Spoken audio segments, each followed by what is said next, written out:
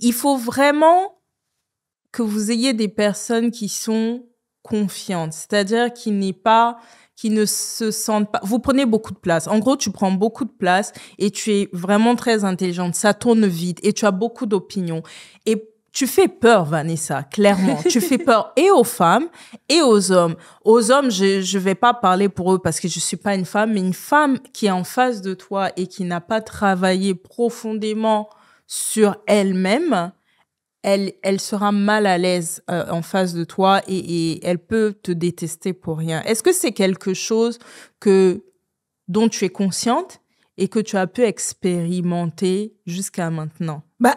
C'est marrant. Non, toi, t'es venue me piéger. Mais comment c'est ça? quoi cet épisode? Vanessa à poil, quoi. Non, mais en fait, non, c'est marrant que tu abordes ce sujet parce que mais je terrorise les femmes. Je les énerve. T'arrives, tu dis que t'as 2 masters, que tu gères plein de trucs, t'as plusieurs sociétés. En plus, t'es plutôt bien habillée, fraîche, tout ça. Ça énerve, ça agace. Et en plus, je suis consciente maintenant de qui je suis, d'où je viens. Mais en fait, le truc, c'est que j'en étais pas consciente avant. C'est-à-dire que justement, j'ai toujours eu ce côté où, hyperactive, dysorthographique, tu vois, je suis pas HPI, hein, attention, mais au niveau du cerveau, je réfléchis énormément. Donc en fait, j'étais tellement occupée à essayer de me comprendre, à essayer de m'accepter, à essayer d'être bien avec moi-même que je ne comprenais pas que je gênais en fait. Tu vois, et je comprenais. En plus, le côté peur aux hommes, ça a mis du temps à venir. Tu vois, il y a déjà les femmes. En plus, moi, dans ma famille, il y a que des femmes. Tu vois. Donc, dans mon noyau le plus proche, on m'a fait payer d'être moi. On m'a fait payer d'être différente, tu vois. Donc, j'ai passé mon temps à essayer d'être gentille. Et d'ailleurs, mais maintenant, hein, je suis l'influenceuse qui en fait le plus. Tous les matins, je me lève, je leur fais une revue de presse. Le podcast, je donne de la qualité à mort. La newsletter aussi. Enfin, je veux dire, je donne tellement que c'est même choquant. Je m'embrouille tout le temps avec mes coachs business parce qu'ils me disent non, mais on en est marre. Ça, tu dois vendre. Ça, tu peux pas donner. Tu vois ce que je veux dire? C'est qu'en fait, j'ai tellement été entraînée à en faire plus pour être appréciée, pour être acceptée, parce que j'avais pas compris que j'avais ce truc en moi qui gênait. Surtout qu'en plus, j'ai l'air hyper confiante, mais ça fait pas si longtemps que vraiment j'ai appris à être confiante.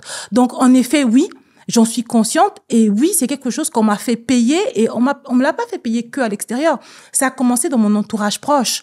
Quand t'as des proches, très proches, qui te font payer, qui ne te comprennent pas, qui t'expliquent que t'es pas bien, une bonne personne, que t'es pas ci, t'es pas ça, t'es pas, tu vois ce que je veux dire? C'est vraiment, tu grandis, j'ai vraiment grandi dans la suradaptation. Et c'est pour ça que je pense, ce côté résiliente, ce côté femme forte. Et c'est aussi pour ça que je suis authentique avec ma communauté. Je leur dis les termes. Quand j'ai raté un truc, je leur dis j'ai raté. Quand je manque de confiance en moi sur un sujet, je leur dis.